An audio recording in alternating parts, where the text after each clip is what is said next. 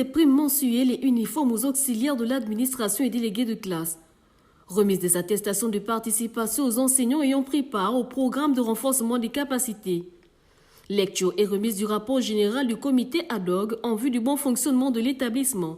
Et enfin, lecture de la décision portant mise en place de la junior entreprise. Telles sont les activités qui ont été menées ce jour par le groupe IHEM International lors de la 4e cérémonie organisée en présence du président fondateur de cette école supérieure, le docteur Constant Oyono Ebambam, des corps enseignants et administratifs et des étudiants de cet établissement supérieur. Aujourd'hui, nous avons fait une quadri-cérémonie qui a été organisée par le service logistique, bien évidemment, afin de permettre à ce que nous puissions en un seul jour terminer et officialiser certaines documentations que nous avons préparées en comité ad hoc.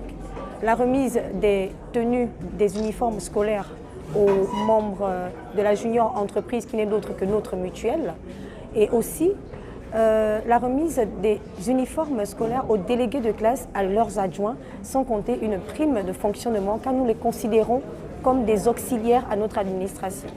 Nous avons également fait un dépôt du rapport général du comité ad hoc qui a été mis en place afin de régler tout ce qui concernait les textes réglementaires de notre école suite au conseil d'administration qui s'est tenu le 3 septembre dernier. Nous pouvons dire que nous n'avons pas essentiellement changé des données dans les règlements intérieurs, mais nous pouvons dire que nous avons ajouté, nous avons amélioré, nous avons réactualisé les données par rapport à la globalisation, la mondialisation.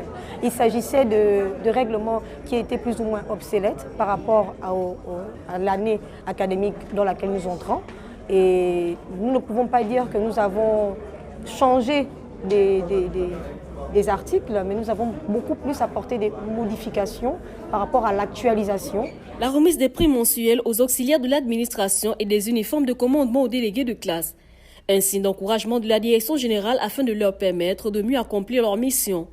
Le président de la junior entreprise donne ici le rôle et l'importance de la mutuelle au sein de cet établissement.